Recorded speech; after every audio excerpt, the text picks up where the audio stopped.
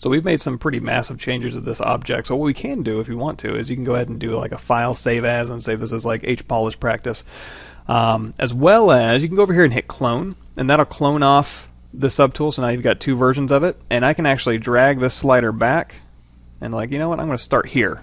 So and I'm going to go back to this starting point, and then we're going to kind of use this as my starting point, but I can also switch back to this one. I always have it available to me. Now the clone you made doesn't have any history, so you kind of lost the ability to drag back and forth, but at least you have this kind of save point. You can go ahead and do file save as, or you can just go back to here and you can just start from this point. So you can make pretty big sweeping changes. I was going to say, hey, you ended almost 300 times, hit OK. And then you can go back in here and you can kind of play around. So you can kind of save different variants that you're working on, just kind of using that. And of course, we talked about the benefits of using ZBrush versus traditional 3D sculpting. There's also benefits to using 3D versus 2D. So again, you can very quickly concept, and by the time we get done with this course, hopefully you'll be a very, very fast 3D concept artist, because that's the whole point, is just getting your ideas out there quickly and efficiently.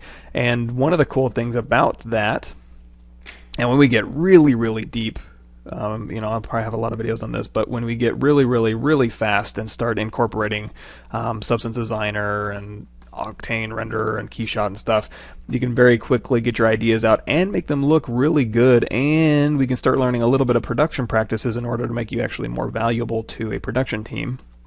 And actually, we can learn how to do production as well. There's nothing secret or hidden about that. It's just a little bit of a different mindset.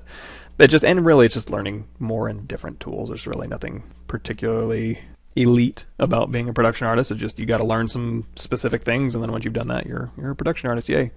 But you can make pretty massive changes like this here, just using the basic brushes we talked about. And because you're in 3D, you have automatic perspective. So you don't have to worry about, and when we get into environment stuff, you have automatic vanishing points and perspective, as well as automatic shadows. When you get into rendering, changing your matte caps around, you get automatic different types of matte cap rendering, and you can get way down deep into rendering as well. So all of these things that take a long time in traditional, like, oh, I gotta find my core shadow and blend and then crosshatch, and then I gotta go grab my white and do highlights and stuff. There's nothing wrong with doing that, and I would say absolutely do that all the time. But in 3D, it's free. So if you can very quickly get your idea out in 3D, and you have other tools available to you, such as symmetry, radial symmetry, as well as X symmetry, which is all we're using here. So just with X symmetry applied, you can very quickly go in here, and I'll have a demo video where we're going to just very quickly block out head meshes and stuff like that. So I'm not going to get too deep into explaining or demonstrating that, because I'm going to later. But you can very quickly work in the round as well. So when you're in 2D land, you're usually working for that one camera view. When you're in 3D land, you want to make sure you're working the entire object, which means, for example, this face. Human heads generally have draft. It starts at this point up here, and then it kind of scoops around back. If you look at a skull, you'll have this draft. You look at your lips from beneath, they'll be around a cylinder like this. You want to make sure that all of this stuff is in place. When you go to the side view, your eye is going to start deep in here, and then it's going to kind of round out up the front, and then back here it's going to kind of be this far back from your nose. You don't want to get caught up in making a face like this. So here's my face, and then I've got my brow, and then I've got my nose here, and then I've got my mouth, my sweet handlebar mustache.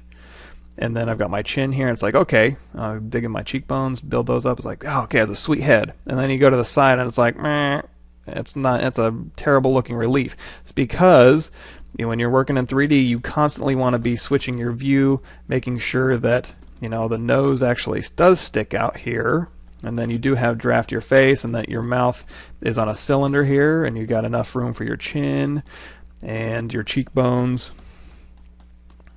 Kind of go back, and then your jaw starts somewhere in here. And like I said, we're getting to face sculpting in just a second, but just want to make sure you realize the importance and the value of being able to quickly get your ideas out in 3D versus 2D, and then in digital 3D versus traditional 3D. And I'm not advocating dumping one or any of those. I'll do all of them, please. But there are absolutely reasons why you would sculpt digitally in 3D, and these are just a few of those. And not only do you not want to ditch working in 2D or working in traditional 3D, it'll actually make you stronger in doing those. So as you work and you do a lot of 3D work, and then you go back and you draw, you'll actually be able to understand the forms that you draw a little bit better and what's going on behind the shapes, and you're not just using a bunch of 2D tricks to kind of get things done. You'll actually have a better understanding of how objects work in 3D because you're in here in 3D, and that'll translate very well once you get back into 2D and doing that kind of stuff.